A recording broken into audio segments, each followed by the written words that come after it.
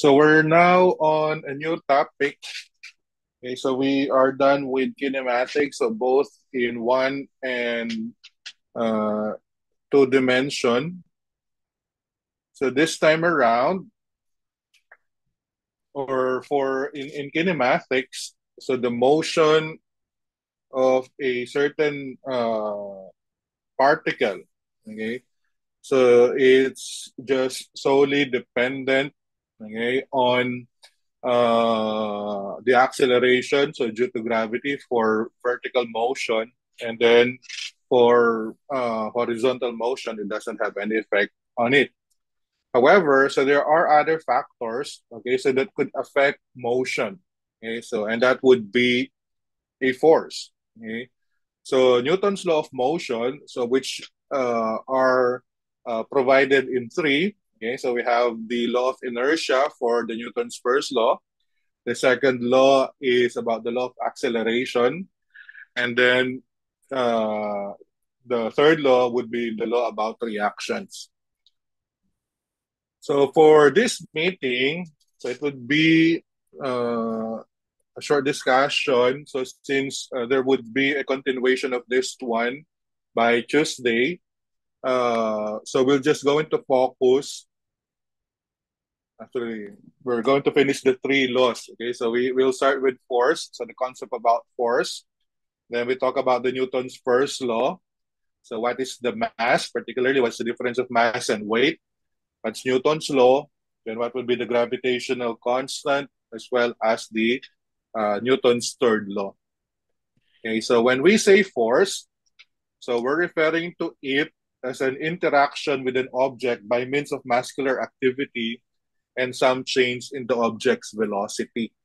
Okay, so our idea for the force is uh, as long as there would be a muscular activity, okay, and our objective is to change the velocity of an object, then that is considered as a force. Okay, so whatever would be the velocity of the object, whether the object is at rest or whether the object is constantly moving. Okay, so as long as there is a change on the velocity, so there is a force that was applied to it. But take note that force do not always cause motion. Okay, so it doesn't mean that there is a force, there's already a motion. Okay, so it doesn't mean that there is a force, there's already a motion. Example of which is, for example, I'm just sitting. Okay, so I do have a weight, and then a weight is a force, but I'm just sitting and I'm not moving.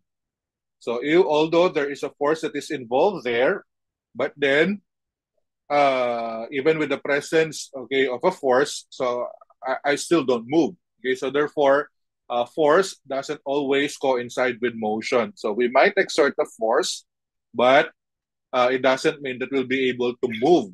Okay, so that certain object into motion.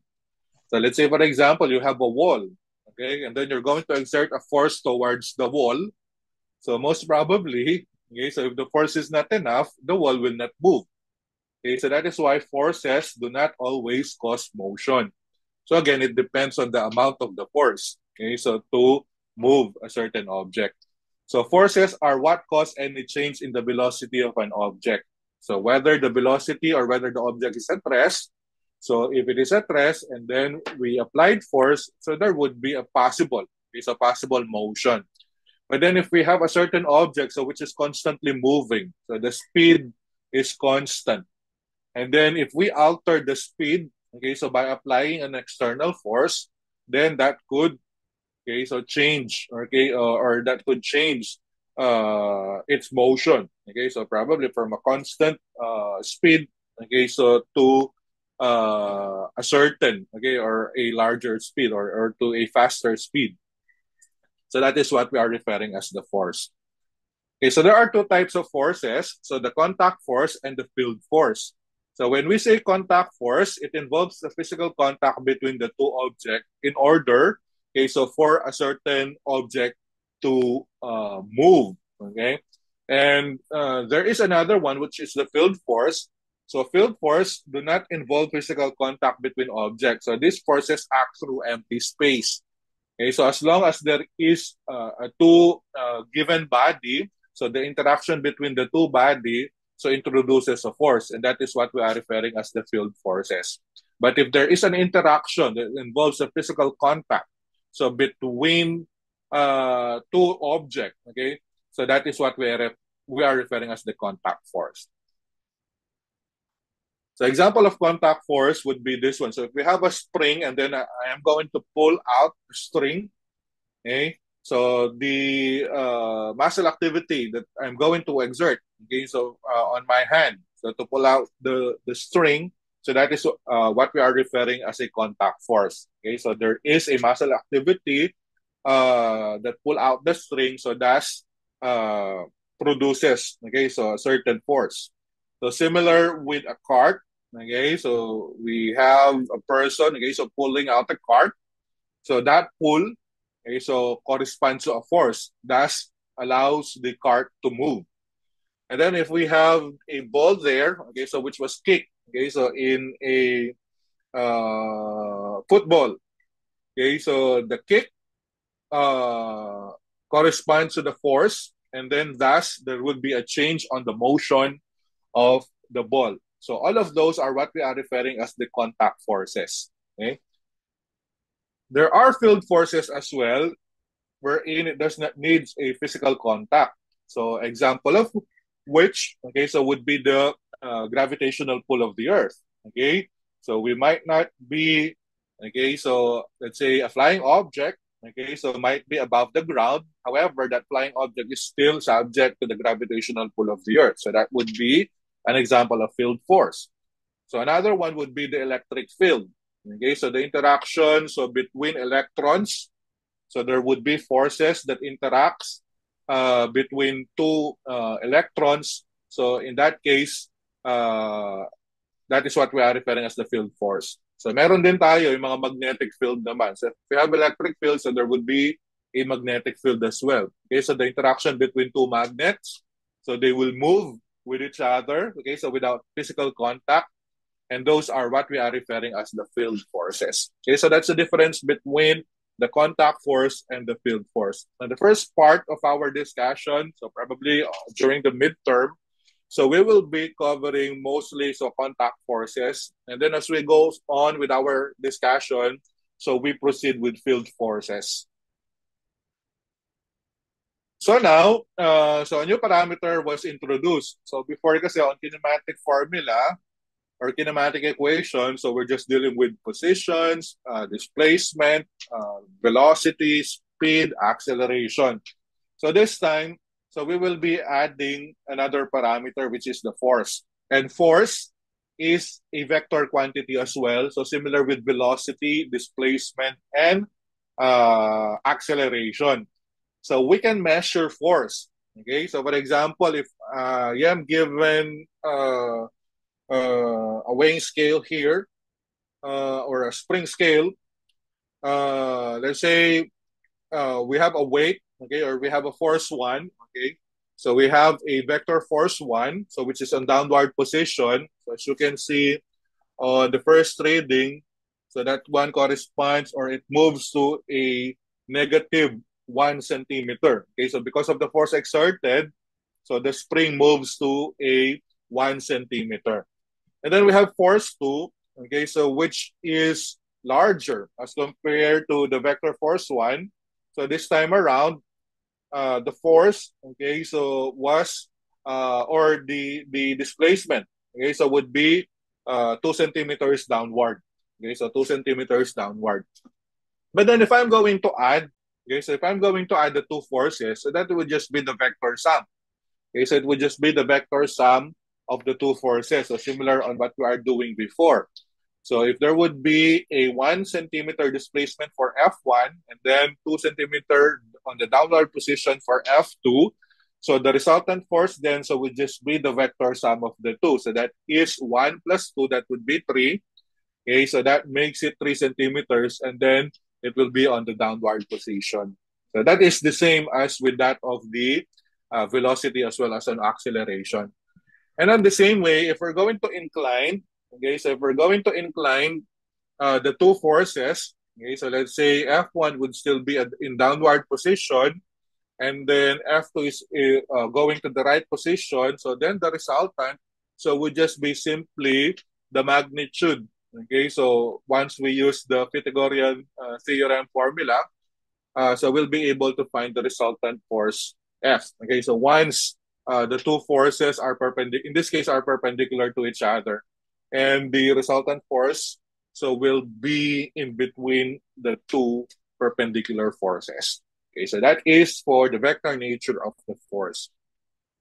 So we start with the Newton's first law. Sabi daw, so in the absence of external force, object at rest remains at rest, and an object in motion continues in motion with a constant velocity. So that is with a constant speed in a straight line. So sabi ni Newton, okay, so an object at rest, okay, so will remain at rest unless a force acts on it. And at the same time, an object in motion so will retain, okay, so its velocity unless a certain force acts on it. Okay? So, but take note, okay, that when no force acts on an object, the acceleration of the object is zero. Okay? So, when no force acts on an object, the acceleration of the object is zero. Okay? So, if a certain object is not moving, okay, so if the certain object is at rest, so ibig sabihin nun, of course, the acceleration is zero. And at the same time, it doesn't mean na nagmo-move. Okay? So kapag nagmo-move ang object, meron siyang velocity. Pero sabi natin, ang acceleration is the change in the velocity per unit of time. So meaning, so it's either the velocity will increase or it will decrease. If the velocity increases or the velocity decreases, then there is an acceleration. However, if the velocity remains constant, okay, if the velocity remains constant, therefore there's no acceleration and the acceleration would be zero. So kailan nagiging constant yung velocity? Okay, so usually whenever there is no external forces act on it. Okay, so if there's no external forces acts on it, so an object in motion will maintain. Okay, so will maintain its velocity unless a force acts on it.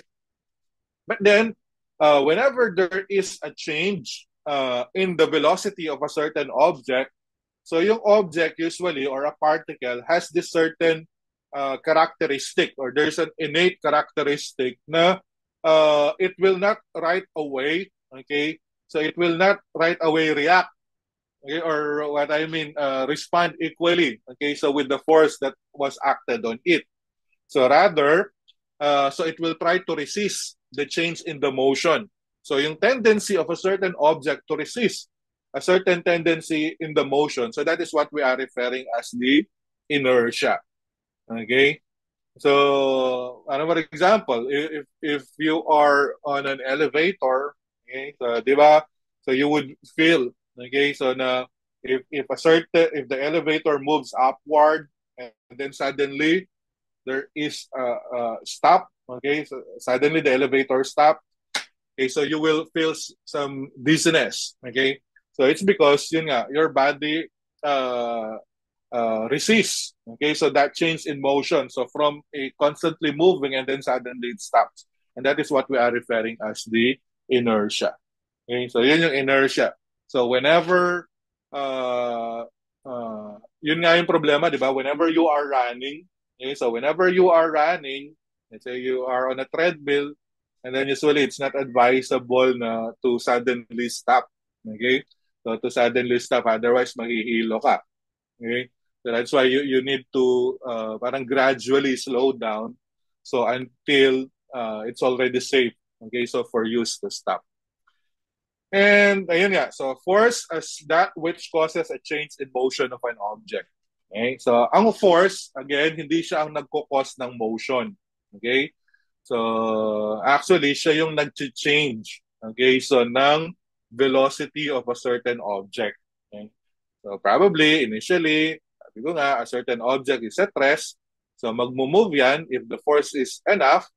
So once the force is acted on it. So on the same way, So if a certain object is already moving, okay, so there are certain particles in the universe that are just moving, okay, so that are just moving even without the presence of the force. But then, so once we introduce the force, so it will disrupt, okay, so that constant velocity of the object. And yun yung nagiging cause. Okay, so yun yung nagiging effect ng force. Ang nagiging effect ng force is acceleration. So the effect of the force is acceleration. So it's not motion. Okay, so it affects the changes in motion. Okay, so it changes the motion, but it doesn't produce the motion. Okay, so it causes, its effect is a change in the velocity, or in short, its effect is more on acceleration than velocity. So that is the Newton's first law. So ngayon, we have what we are referring as the mass and weight. So when we say mass, so that is the property on an object that specify how much resistance an object exhibits to the changes in its velocity. Okay? So the great, yun nga, di ba? For example, if I have a two ball, okay, so let's say one is a basketball, so the other one is a bowling ball. And then if I am going to exert a force on both balls, okay, so usually the motion or the velocity depends. Okay, so if I'm going to exert the same force on a basketball and at the same time on a bowling ball, so most probably, so once I exerted the same force, the motion of the basketball will be faster as compared to that of the bowling ball. Okay, so bakit? It's because the mass of the bowling ball is larger as compared to the mass of the ball. So therefore, it tends to move faster for the basketball than that of the bowling ball. Kasi nga, it is the mass of a certain object that resists, okay, so the changes in its velocity. Okay, so mas mabilis mag-change yung velocity ng basketball because it has a lower mass as compared to that of the bowling ball. So the greater the mass of an object, the less the object accelerates under the action of a given applied force. Okay, so if you have a certain force, so yung acceleration mas mahina for a larger mass as compared to that of a smaller mass. Okay?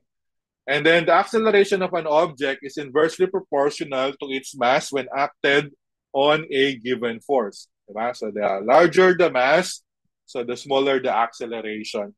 Then the smaller the mass, the larger the acceleration. So meaning the mass is constant. So regardless wherever we are. But when we are talking about the weight naman, so the weight of an object is equal to the magnitude of the gravitational force exerted on the object and varies with the location. So ang weight kasi nagdidepende siya on the gravitational force exerted on it. And if you are on a certain place, the gravitational force is different. So even though on Earth, so approximately, so we have 9.81 or 9.8 meters per second squared if you are directly on the ground. But on the different parts of the Earth, that 9.81 so changes. So possible 9.79 and other things. So ibig sabihin, so since the gravitational force is different, so therefore there's a possibility, or it is true that the weight changes as well. So depending on where you are standing at. So sabi nga sa moon, di ba? So your weight there, kung gusto mong magpapayat, if you want to lose weight,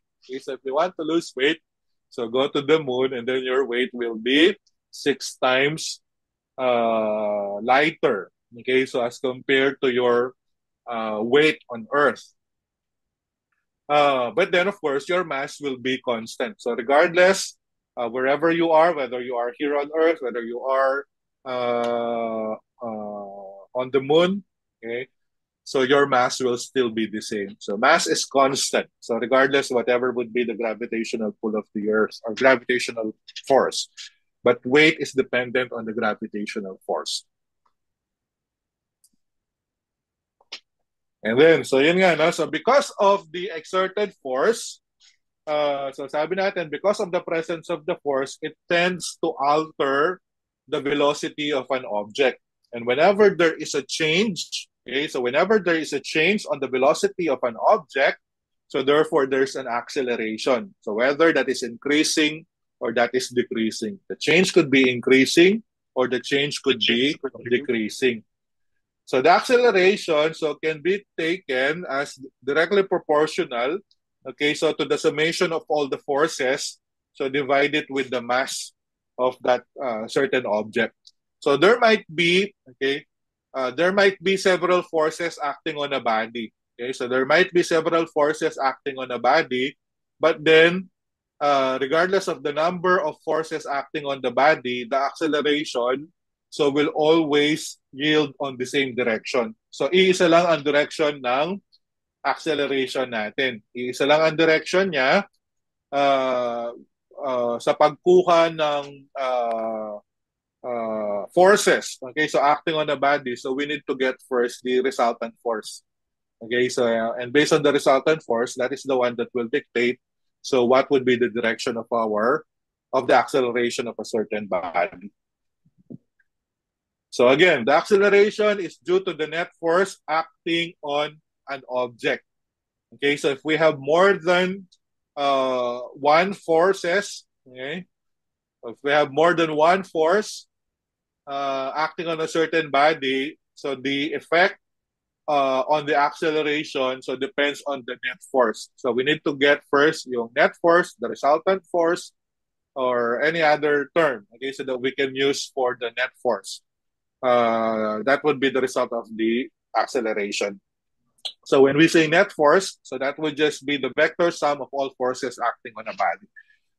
So we need to get first yung resultant force. And then from there, so we'll be able to use the Newton's second law. So yung Newton's second law natin, that force is equal. Okay, so to the product of the mass of an object, so multiply it with its acceleration. So we have units of forces. The SI unit of force is Newton. Okay, so yung Newton, so ang formula niya is mass times the acceleration. So mapapansin nyo to. So this is mass times acceleration. So mass is for a 1 kilogram mass and a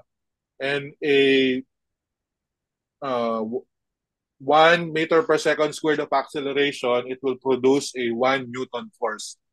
Okay, so yun yung ibig sabihin niya. So for a 1 kilogram mass of an object and then moving at 1 meters per second squared or with an acceleration of 1 meter per second squared, then the movement, okay, so is caused actually by a 1 Newton of a force.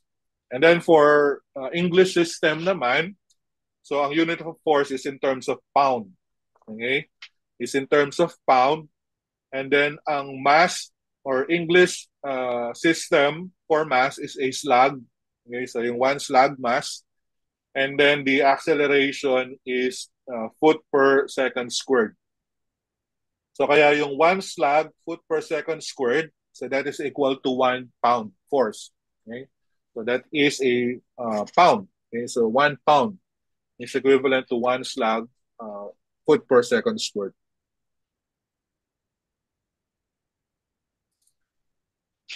And so similar in finding the weight. So if we want to find the weight, so the weight is actually equal, okay, so to the gravitational force.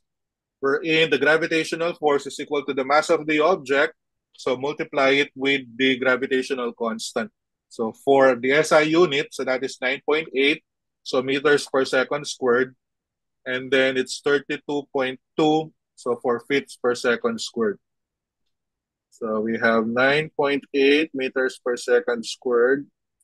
And then for English, so yung iba 32, yung iba 32.2. So feet per second squared.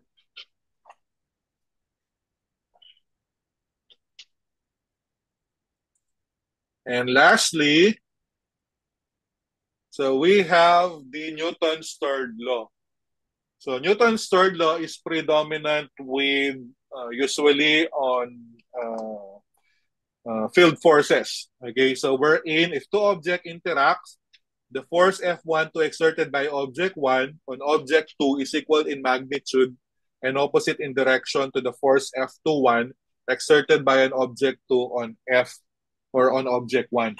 Okay, so let's say we have two bodies here. So if the two bodies interact with each other, so there would be forces, okay, so that would be present. So the first one is the F12 force. Okay, so we have the F12 force. So once it interacted to F21 force, so usually it has the same magnitude. So parehas lang yung magnitude nila. So the only difference is its direction. Okay, so it's exactly opposite the other direction. So if F12 is positive, then the F21 then so will be negative. So Newton's third law is about the law of reaction. Okay, so we're in certain objects, so we'll react to another object. Okay, in just an opposite direction. So that is the Newton's third law.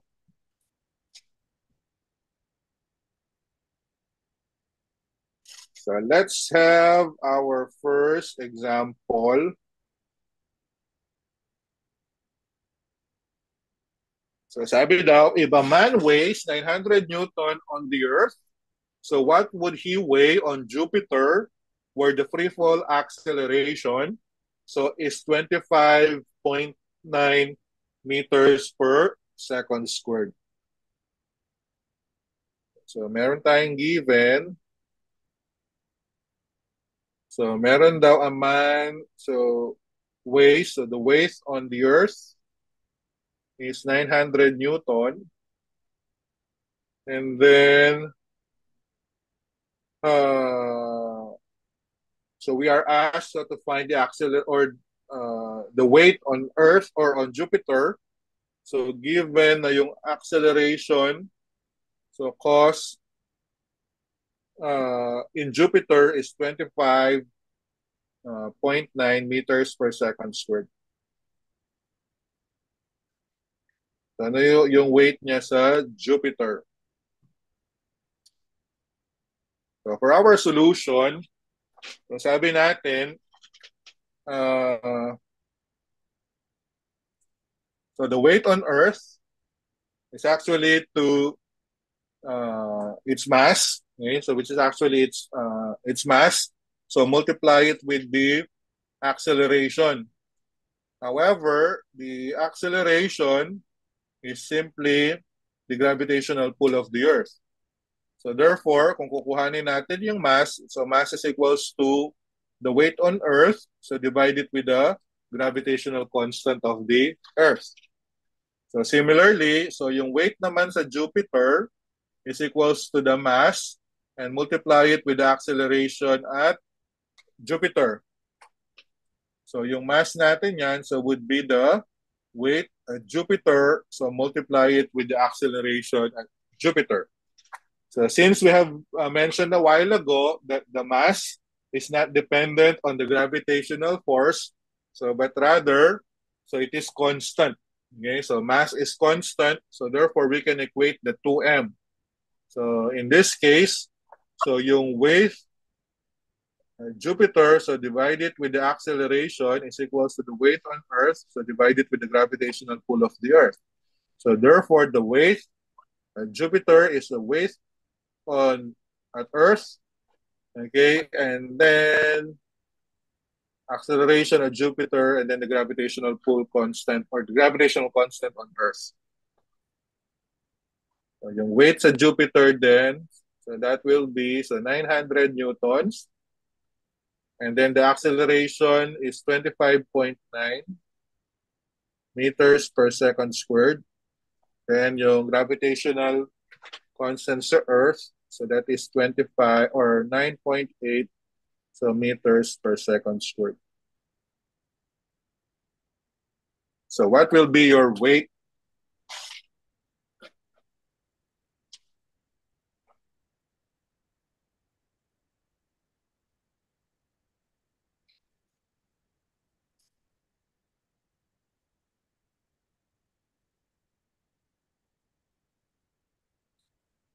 So 2,378.57 kilogram.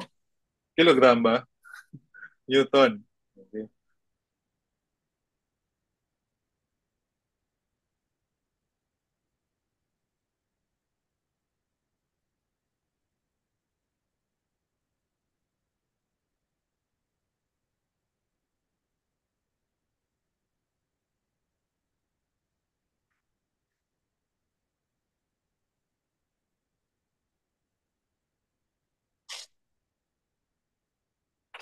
Okay. So as you can see here, so Jupiter is far larger than the Earth. Okay? So kaya mas mataas, okay, so yung gravitational pull niya as compared to that of the Earth. So Jupiter is at 25.9 meters per second squared. So sa Earth, it's only 9.8 meters per second squared. So that is why you weigh more sa Jupiter as compared to the Earth because the mass of the Jupiter is far greater than that of the Earth. Pero kung pupunta ka sa Moon, so Earth is larger than the Moon, so therefore the mass of the Earth is heavier as compared to that of the Moon. So kaya yung weight mo sa Moon is more lighter as compared to that of the Earth. Pero your weight on Earth is more lighter or it's lighter than that of the Jupiter. Okay, so it depends on the mass of the celestial body, okay, so that you are at. Okay, so that's our, ito, direct sub lang, no? So, pangalawa, so we have a 3 kilogram object and it undergoes an acceleration, so which is given by 2i hat plus 5j hat meters per second squared. Okay, so two-dimensional yung ano, no? So, yung object. So, it's accelerating. So, at 2i hat and 5j hat meters per second squared.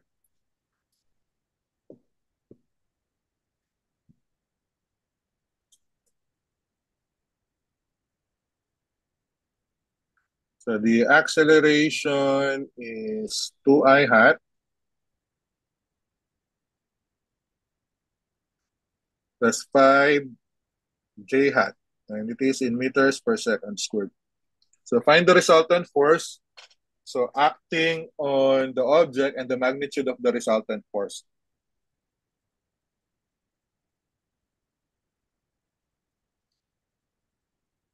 So what is the resultant force? Then what's the magnitude? So yung absolute value niya. No? So yun, para makuha natin yung resultant force, so remember, so you using Newton's second law, that force is equals to mass times the acceleration. So we're in, yun pala, meron pa tayong mass, which is 3 kilogram. So yung resultant force natin noon, so we have 3 kilogram. So multiplied it with 2i hat plus 5j hat, which is in meters per second squared.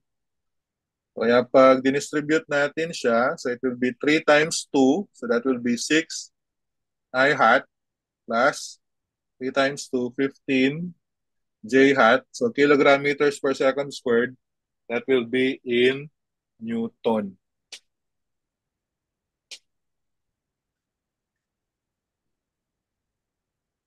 So kung kukuhanin natin ang magnitude, so that would be the square root of 6 square plus 15 square.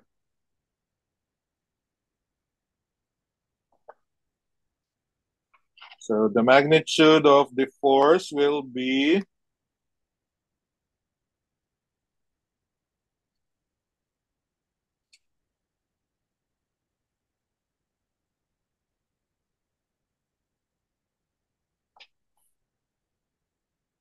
kuhanin mo pa yung square root, anak.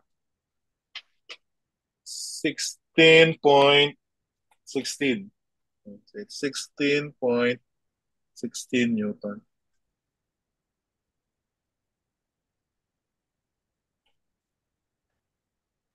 So, ayun, no? So we're using Newton's second law.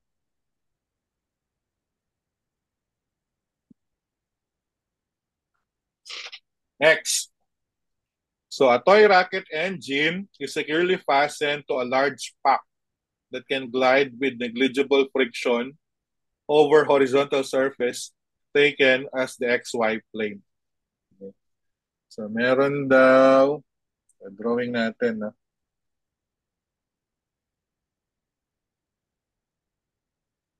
So meron daw at toy rocket. Okay. So which is on top of a pack. Alam niyo yung pack? So that is yung sa ano, if you know hockey. So if you know hockey, so yung kinakaskasan sa ano sa floor. So yun yung ano, parang frictionless kasi yun, di ba? So parang ginagawa mo lang, kung frictionless kasi, that pack will move on itself. Okay? So it will move so without the friction. So kaya kinakaskas yun para matanggal yung friction, para maging very smooth yung surface. No? So yun yung ang gusto kasi natin dito palabasin that there will be no friction. Okay? So kaya yung ano daw, yung toy rocket engine, so nilagay doon. So let's say meron tayong, this would be a pack, two-dimensional na lang, no? So, tapos merong rocket.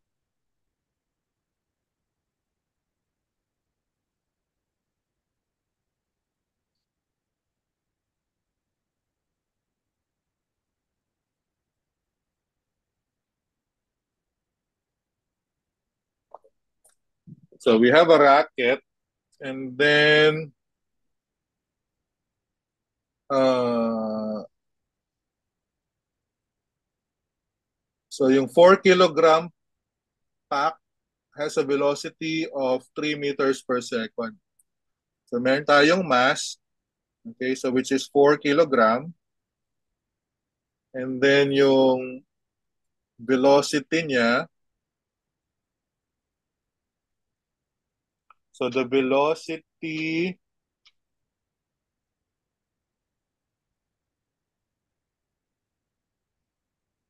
3 I hat meters per second. Tapos 8 seconds later, the velocity is 8 plus 10, 8 I hat plus 10 J hat. Okay. So nag-move siya after some time. So nangyari is yung Vx, this Vx initial, Vx final niya. So it's 8 I hat plus 10 J hat. So meters per second. So nangyari yon after 8 seconds. So assuming the uh, rocket engine exerts a constant horizontal force. So there is a horizontal force, so which is going to the right. Find the components of the force and its magnitude.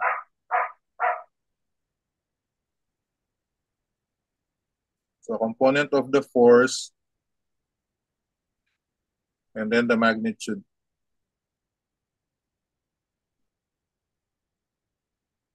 So for our solution, so same formula lang tayo, no? So second law, so that is mass times the acceleration. But then remember, so we have the formula. So yung first kinematic formula natin that the final velocity, horizontal velocity is equals to the initial and then plus the acceleration on the x direction. So multiply it with time. So kung kukuhanin natin yung acceleration, vector pala mga to, no? So the acceleration then is equals to, so Vxf, so minus Vxi, divide it with time, or the delta t.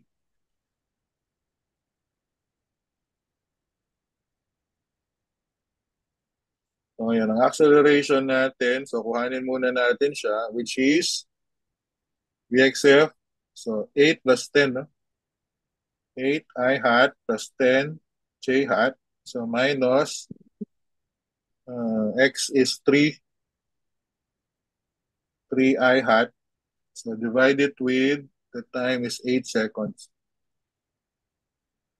And the answer would be in meters per second squared. So, the acceleration then, so that will be, so 8 minus 3, it's 5. So what is 5 over 8?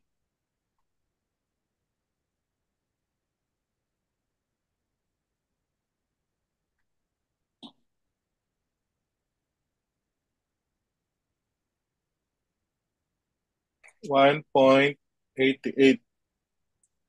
It's 1.88 I hat. And then plus 10 over 8. So yun sa J hat naman. So 10 over 8 is what?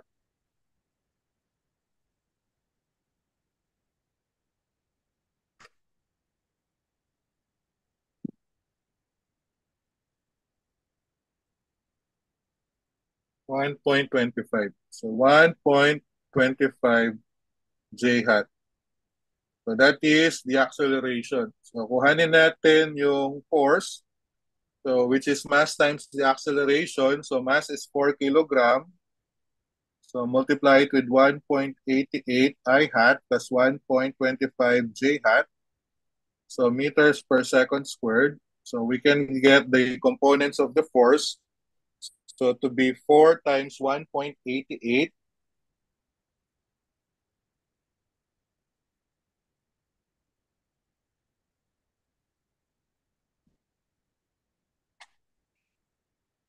Tama ba yung kanina?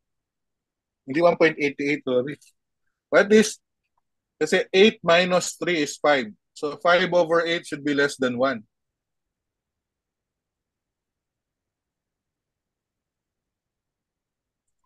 What is 5 over 8? 0.63. 0.63 times 4.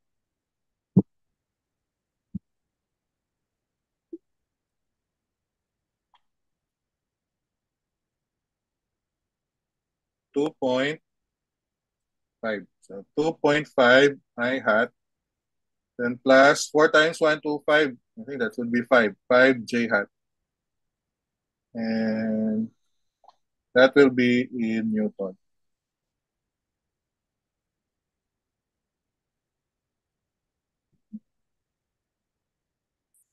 So yun yung components of the force. So what will be the magnitude?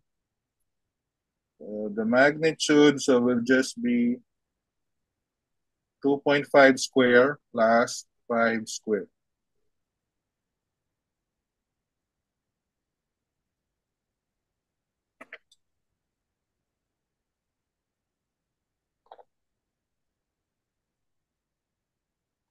$5.59. So 5.59 Newton.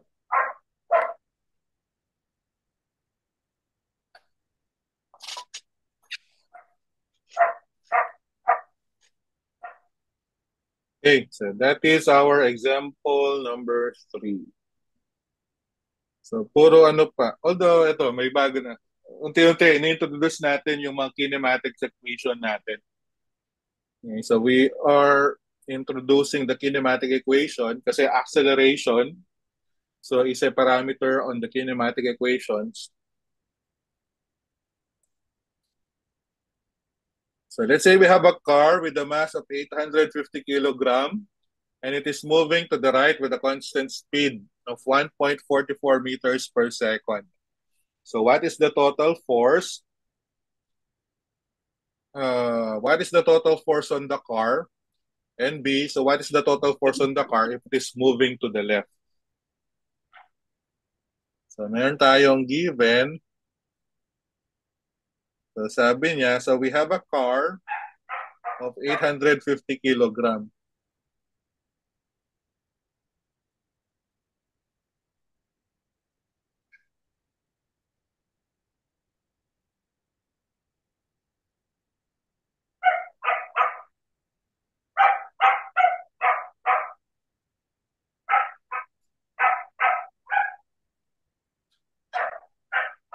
So the mass of the car is 850 kilogram. And then moves to the right with a constant speed of 1.44 meters per second. So meron siyang velocity na 1.44 meters per second to the right. So what is the total force on the car? So required.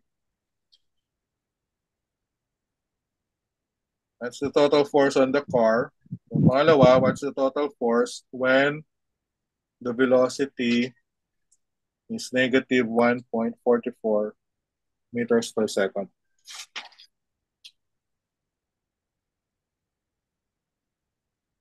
So ang resultant force natin is equals to mass times the acceleration.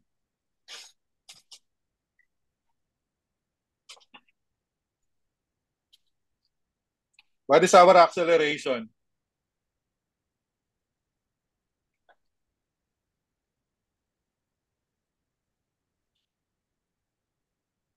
So read the problem. So a car with a mass of 850 kilogram is moving to the right with a constant speed of 1.44 meters per second.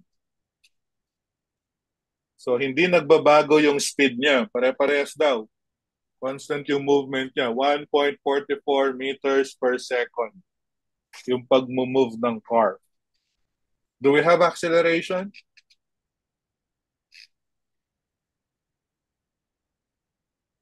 Huh? So what is our acceleration?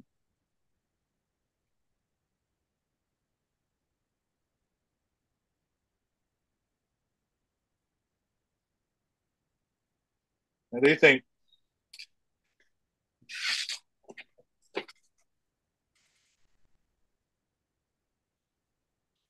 Zero. So, very good. Zero. Hindi nagmo-move or hindi nagbabago yung ano niya, yung speed niya, di ba? So, kumbaga, kung ang initial mo 1.44, kahit gamitin natin yung formula kanina, eto, ang initial mo or ang initial mo 1.44, ang final mo 1.44, magsi-zero siya. Okay, so there's no acceleration because the speed is constant. So therefore, if there's no acceleration, so walang acceleration, so therefore there is no force. Yeah. So hindi nagbago yung speed ng car. So ibig sabihin nun, walang external force that acted on it. So therefore, this is zero. So same as true for B. So since kahit magbago pa yung direction, okay, so nung velocity, as long as there's no acceleration, so the force is still zero. Okay?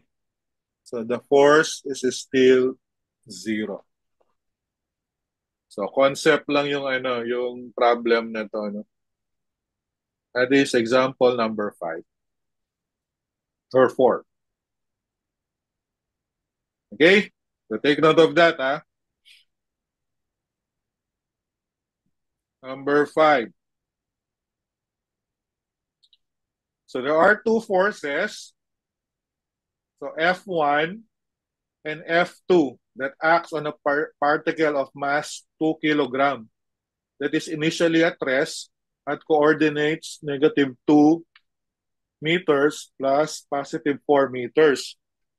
So what are the components of the particles, velocity, Okay, so bago natin kuhanin yung mga required, so i-plot natin siya, no?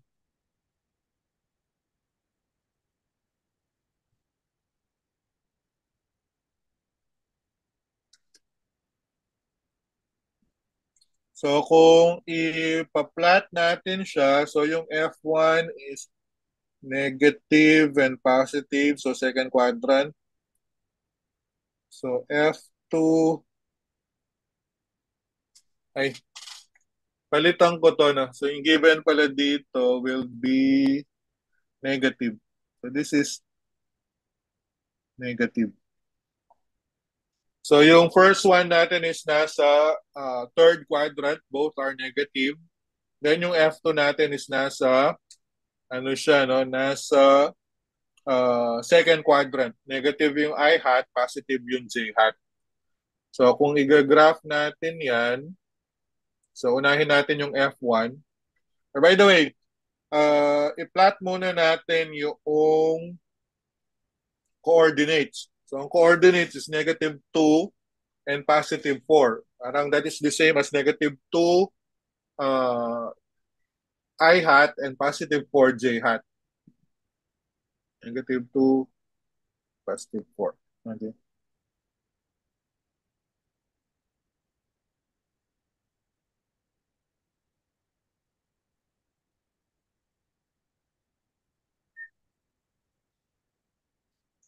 So remember that this is the positive J hat, this is negative J hat, positive I hat, so negative I hat. So yung particle muna, so ang position niya is negative 2 meters, positive 4 meters. Ibig sabihin parang negative 2 J hat, that is negative 1, negative 2, and then positive 4 meters. So 1, 2, 3, 4, 5, 6, 7. 3, negative 4, negative 5, negative 6. So yung particle natin nasa negative 2, positive 4.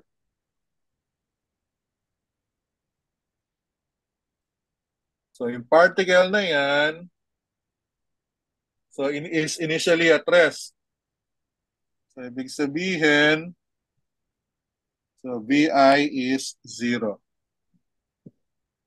Tapos there are two forces acting on it. So the first one is uh, going to the direction of negative 6 I hat. So yung negative 6 natin, so ito yung negative 6, then positive 4. So 1, 2, 3, 4.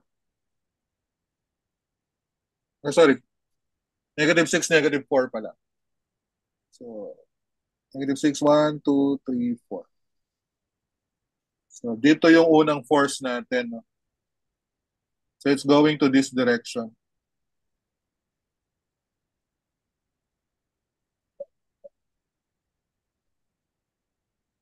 Then yung pangalawa, negative 3, positive 7. So negative 3, so 1, 2, 3, positive 7 is this one.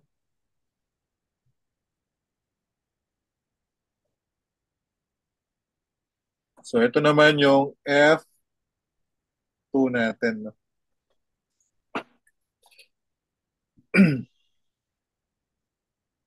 So kung kukuhanin natin yung resultant niyan,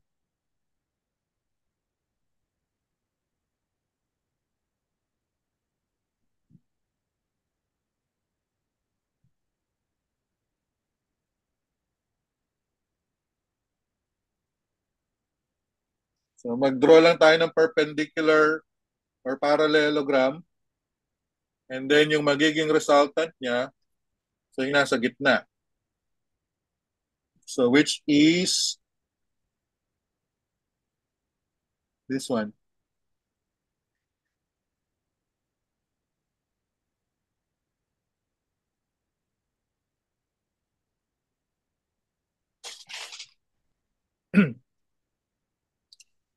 So that is our given. So what is required? So what is required? So for the first one, so what are the components of the particle's velocity. So at times equals to 10 seconds. So ano yung velocity daw ng particle? So at times equals to 10 seconds.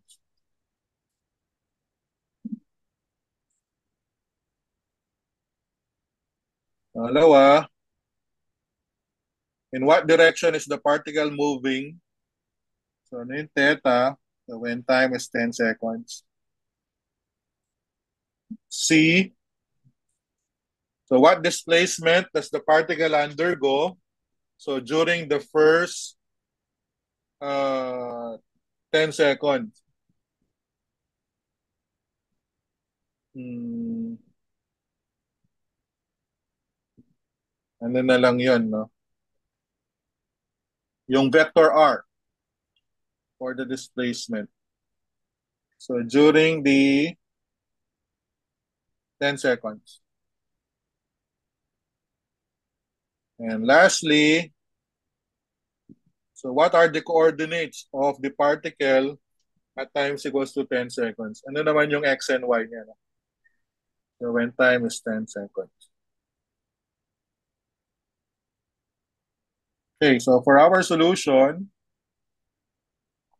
so we start with finding the velocity. So para makuha natin yung velocity, may formula tayo, di ba? So our formula is this one. So mass times the acceleration. So kuhanin muna natin yung acceleration. So yung formula natin kanina na acceleration, can we get the acceleration? So kinukuha natin yung V final. Okay? So para makuha natin yon, so kailangan muna natin yung forces natin, no? So unahin na muna natin yung yung resultant force. So the resultant force is F1, so plus F2.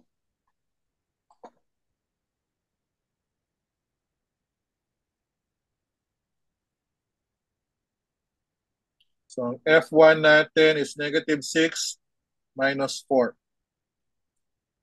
Negative 6 j hat minus 4. Negative 6 I hat minus 4 j hat. That is in Newton. And then yung F2 natin is negative 3, positive 7. Negative 3 I hat, so positive 7 j hat. So yung force natin nun, so that will be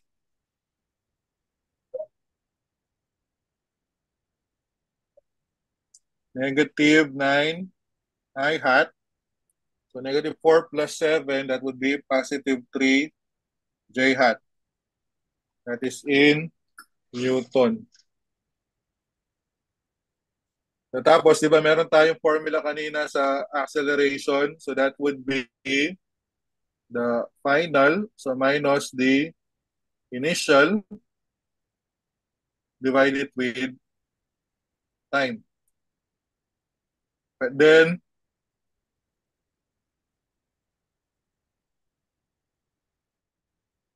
yung initial natin is 0, di ba? So it is at rest. Then we have time, so which is 10. So kaya kung kukuhanin natin yung final velocity, so that would just be equal to 10 times the acceleration. So ayan, so we have the force, or just simply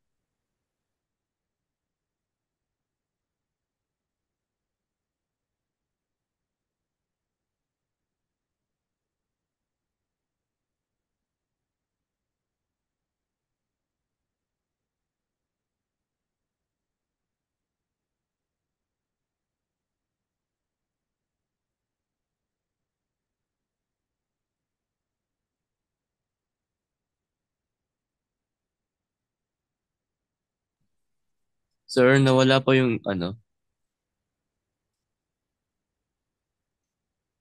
Sir, na-disconnect po.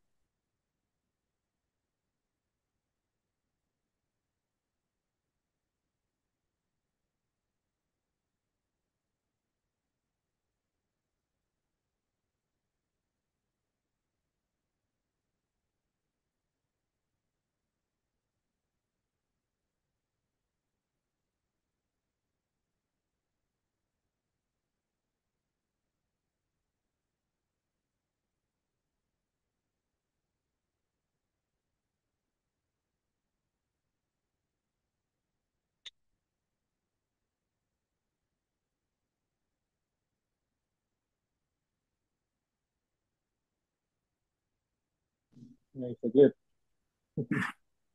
Na-disconnect siguro. Hello? Can you hear me now? Yes po. Yes po.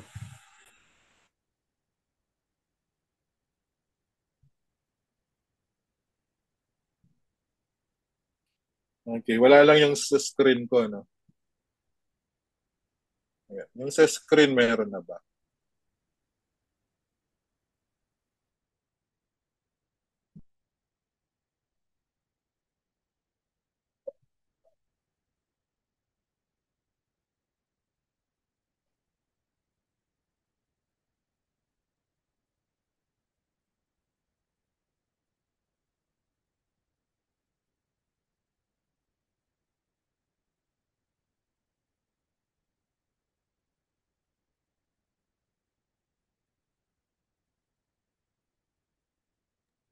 Saglit lang, no?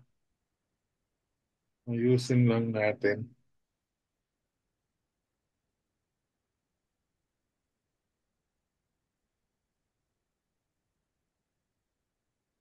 Disconnect yung sa iPad.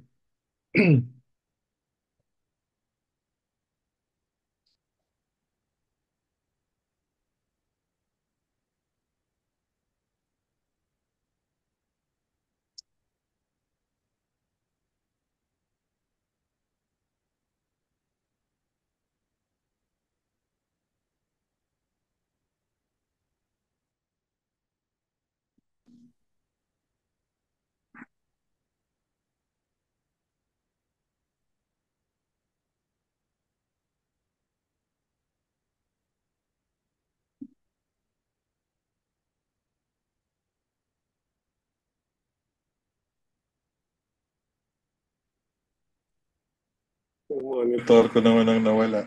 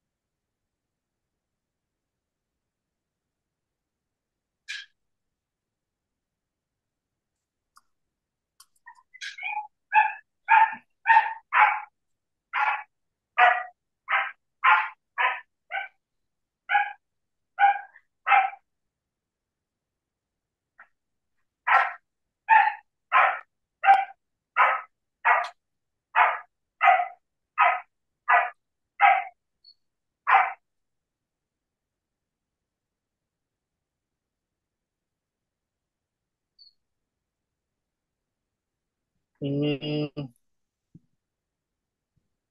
Nasa ng meeting ka?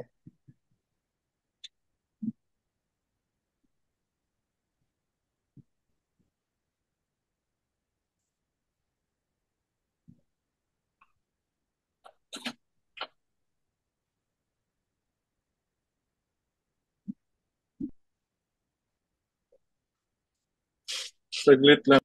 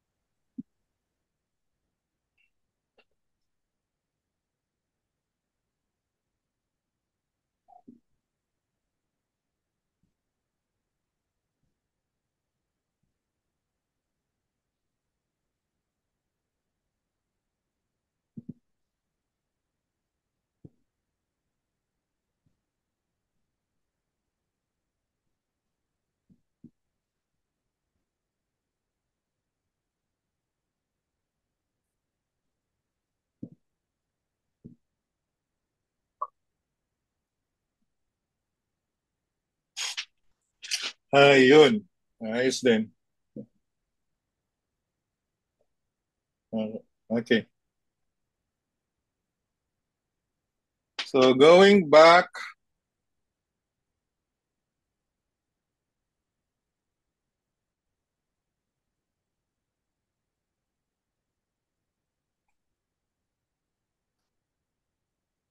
so we have a mass of 2 kilograms.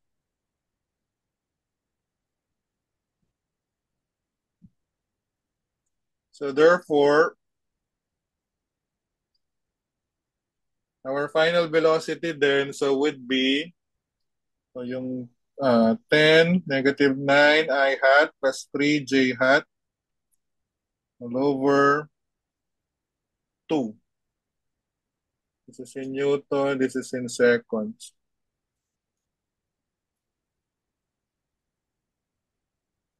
So that would be, so 10 times 9 is 90 over 2, negative 45 I hat, and then 30 over 2, so plus 15 j hat. And this is in meters per second.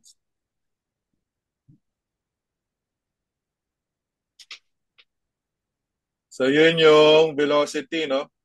So after 10 seconds. So ano naman daw yung velocity component ang tinatanong, di ba? What are the components of the particle's velocity? Okay. Pangalawa, in what direction is the particle moving at 10 seconds? So kung kanin natin yung theta,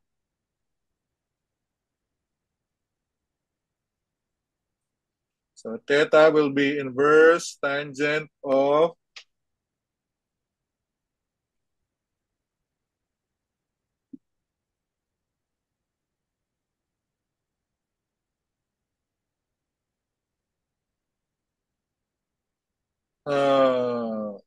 15 over negative 45. So what is theta?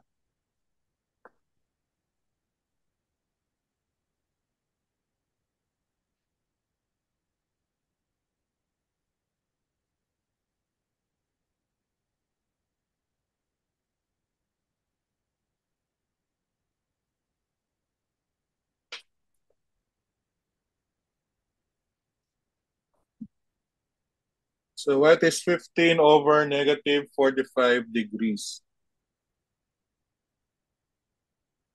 Ay, 15 over negative 45.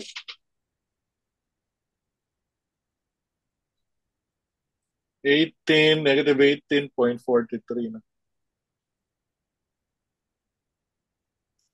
Actually, kung titingnan natin yan, so di ba ang ano natin is negative I hat at saka ang J is positive J hat. So kung makukuha mo, actually ito yung theta na yan.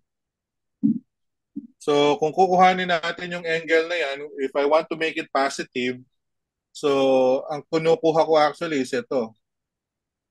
So ang theta na to, it's actually 18.43. So kung kukuhanin natin yung theta, so magpa-plus ka na lang ng 180 degrees.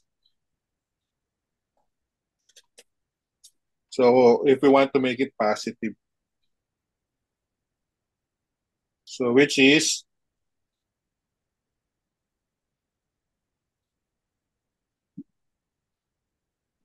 161.57. So tama ba?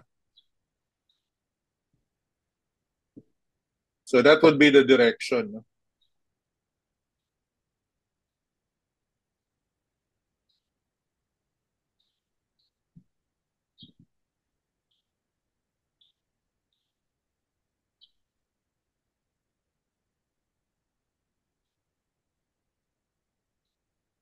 Yung pangatlo,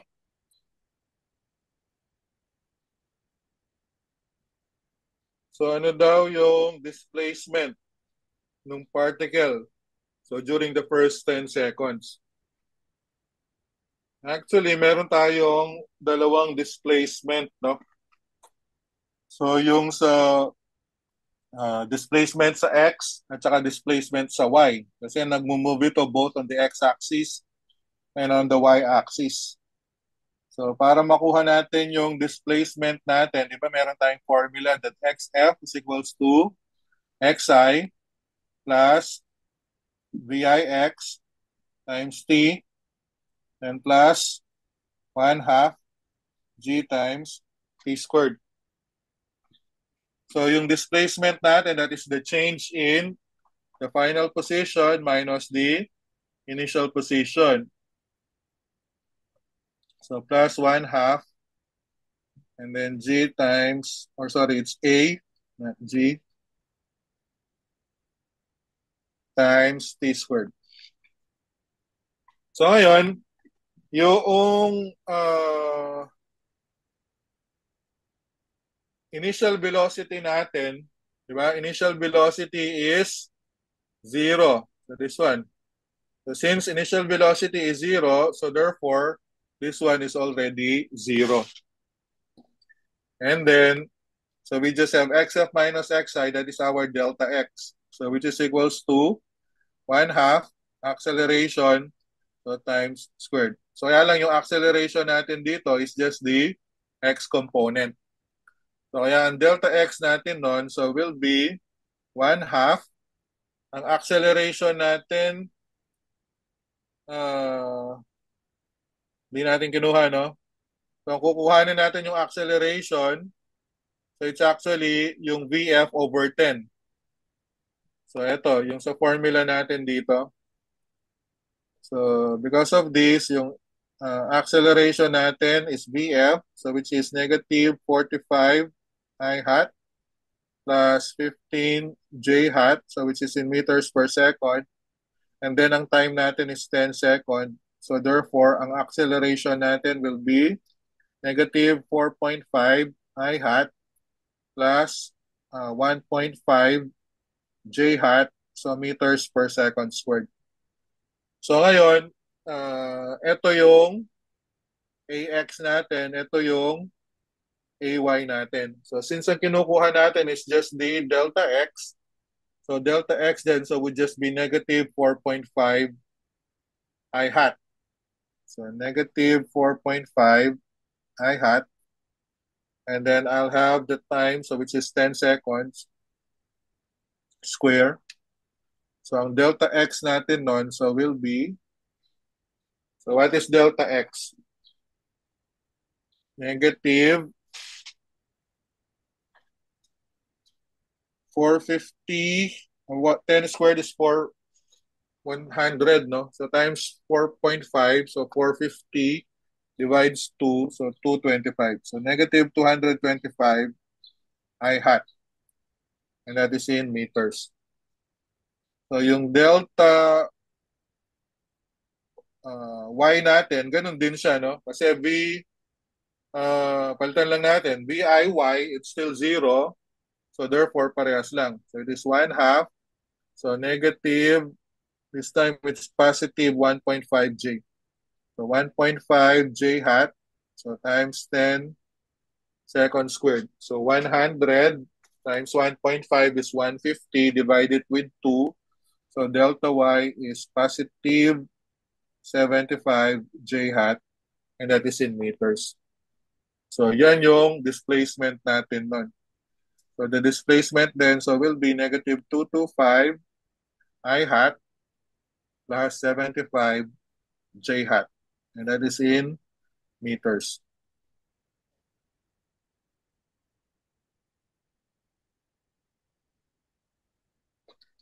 And lastly, ano daw yung position niya? So after 10 seconds. So what is the position after 10 seconds? So kuhanin muna natin yung position niya, final position niya for the x. So remember that delta x is equals to xf minus xi. So ang final position ng xf so will be delta x plus xi. So ang delta x natin, it's negative 225 I hat, which is in meters. And then ang xi natin, yung initial kanina, so xi is 2 or negative 2 meters. No? So kaya magpa-plus tayo ng negative 2 I hat, which is in meters. So ang final position natin so will be negative 227 I hat, which is in meters. Then yung delta y natin is y final minus y initial. So y final is delta y. So plus y initial. So ang delta y natin is 75 j hat or 75 j hat, so which is in meters. And then plus ang y I natin. So initial is positive 4, no?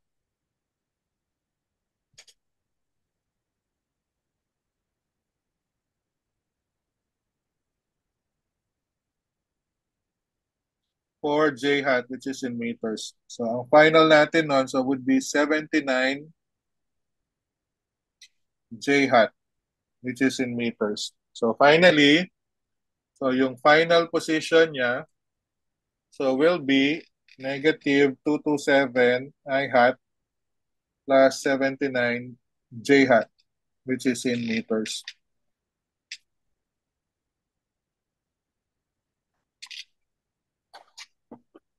So ayun. Negative, tama? Negative 225 minus is negative 227 and then positive 79J. So, yun yung sa example na to. No? So, medyo mahaba siya. And finally, so for our last example, so we have yung a 1,000 kilogram car so is pulling a 300 kilogram trailer. So together, the car and the trailer move forward with an acceleration of 2.15 meters per second squared. So together, so the acceleration is 2.15 meters per second squared. So ignore any force of air drag on the car and all friction forces on the trailer. So determine the following. So for our given,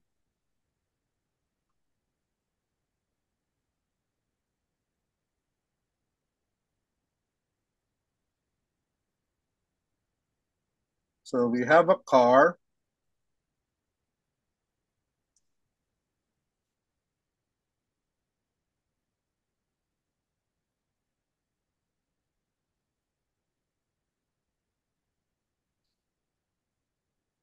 Let's say it's a pickup car. Meron siyang trailer.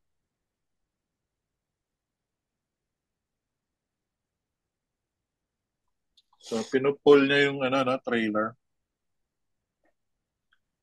And then, so sabi, the car has a mass. So mass of the car, which is 1,000 kilogram. And then it's pulling a 300 kilogram trailer.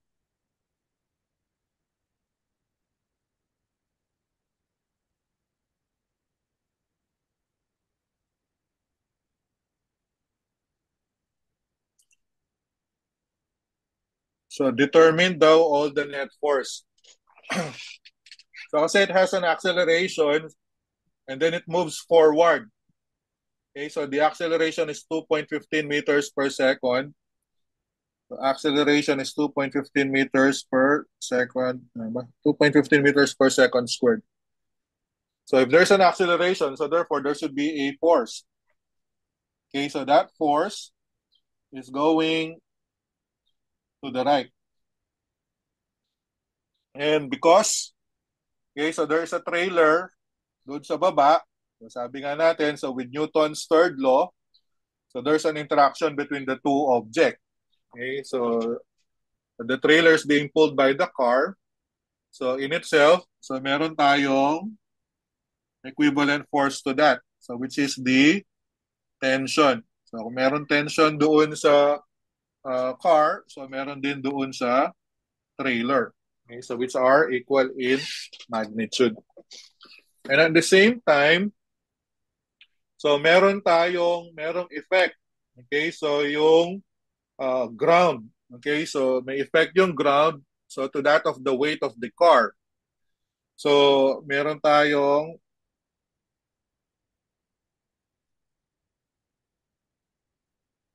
gravitational pull effect on the car.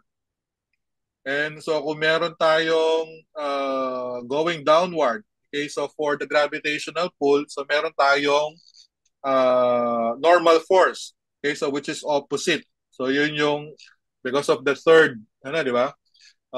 The third law of reaction. So meron tayong normal force for the car. So ganun din dun sa trailer. So meron tayong so T na lang, no? So for the trailer. Tapos net for the trailer.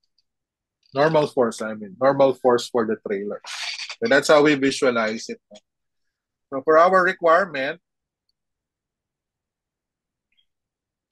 so yung una daw, so determine the net force on the car.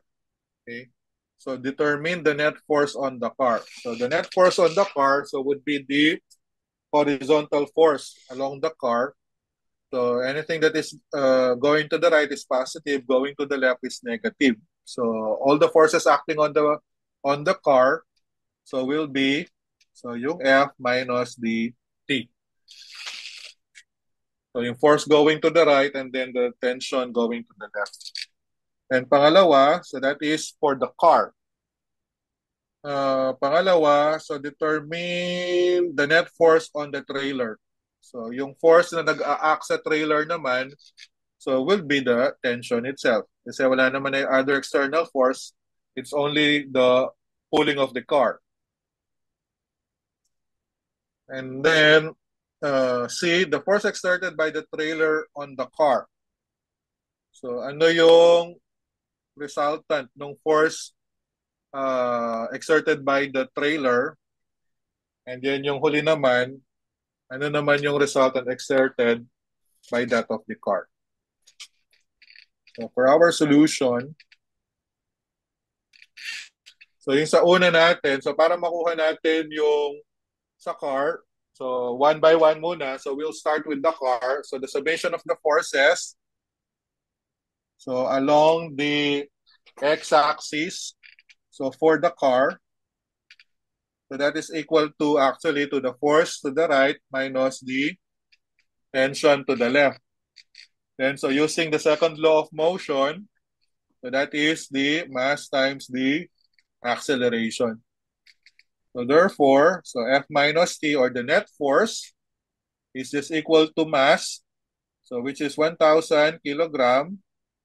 So multiply it with 2.15 so meters per second squared. So the net force on the car then so will be, so what is 1,000 times 215? So that would be of course 2.15 kilonewton or 2,150. It's the same. Huh? So this one of course, and that is going to the right. So this would be the net force.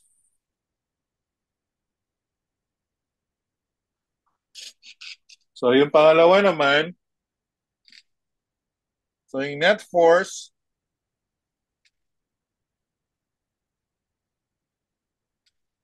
along the x-axis naman, so for the trailer, is actually equal to the tension. So multiply it with the mass times the acceleration. So the tension then so will be 300 Newton or kilogram. Multiply it with 200.15 or 2.15 meters per second squared. So what is 300 times 2.15?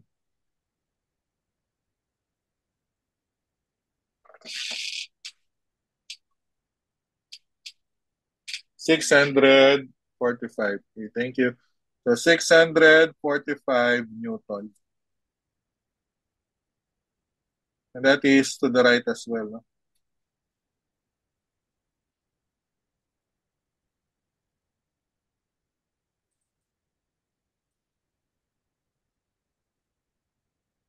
So yung pangatlo, ano daw yung force exerted by the trailer on the car?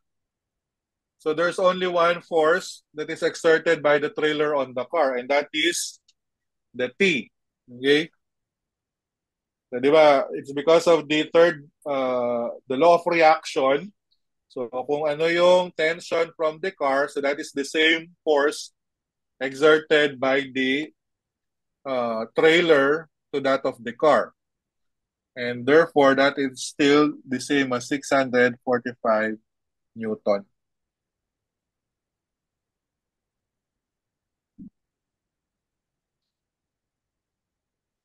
Except doon sa the resultant force exerted by the car on the road naman. So the resultant force exerted by the car on the road. So ibig sabihin, so we need to consider ano ba yung mga total, ano ba yung mga forces, okay, so which are exerted. Okay, so the forces so which are exerted by the car, okay, so to that of the road. So dalawa lang yon. So yun yung force moving forward at saka yung normal force by the car. So yun yung dalawa. So that is the force as well as the normal force of the car. So those are the two forces. Okay, so those are the two forces so which are tawag dito, exerted by the car towards the road. So yun yung force dahil sa nagmo-move siya horizontally, and then yung normal force naman, that is the reaction of the car, so because of the gravitational pull. So kukuhanin lang natin yung F na yon at saka yung normal force. So di ba meron tayo kanina dun sa summation of horizontal forces of the car. So that is F minus T is equals to, nakuha natin is 2.15 kilonewton. No? So 2.15 kilonewton. So therefore, ang force natin yan, so would be the tension plus the 2.15 kilonewton. Ang tension natin is 650 newton. Ano ba? 650, ay 645 pala. 645, so plus 2.15 kilonewton. So ang force natin nun, so will be 2.8 kilonewton. No? So 15 plus 645 is 0.8. So 2.8 kilonewton. So in terms of the normal naman, so we need to get yung summation of the vertical forces. So the summation of the vertical forces of the car, so that will be equal to going upward, that is NC, normal force, and then minus going downward, so that is the gravitational pull, okay? So which is equal to the mass of the car, or by the way, mass of the car, so multiply it with the acceleration, okay? So, or the vertical acceleration. So kaya lang, ang vertical acceleration natin, so since this is moving horizontally, so yung acceleration natin is going to the right, di ba? So the acceleration is moving forward. So the acceleration is going to the right. So therefore, wala tayong vertical acceleration. So meron tayo dito is yung AX, which is 2.15 meters per second squared and going to the right. Pero yung AY natin, that is 0. So therefore, so if this is 0, so we can see that our NC is equals to the FGC. So our NC then so will be so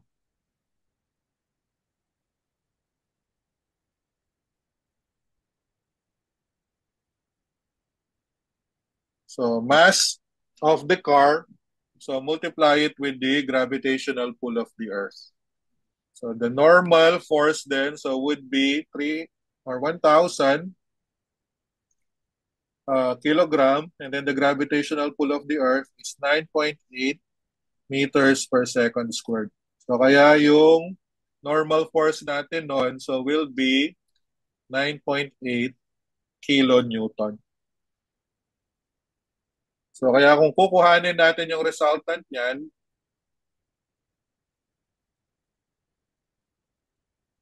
so the magnitude so would just be F squared plus NC squared. So ang F natin is 2.8 kilonewton squared plus 9.8 kilonewton square. So what is RC?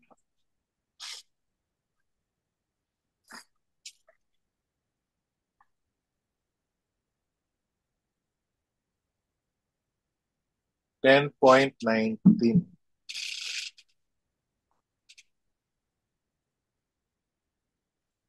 And that would be in kilonewton.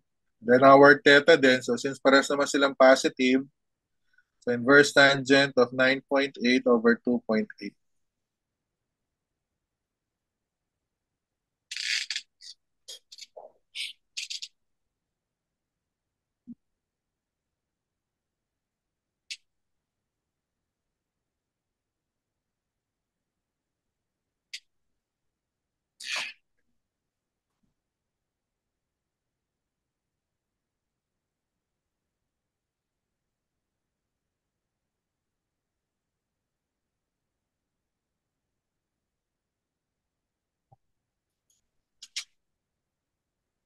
$74.05. So 74.05 degrees. So therefore, R then would be 10.19 kilonewton at 74.05 degrees. So ito yung resultant of the force acting on the road. Okay. So yung 10.19 kilonewton at 74.05 degrees. And that's it. So, okay, so for our discussion, so we'll still have more examples for, I don't know, so for Newton's law, probably on Tuesday.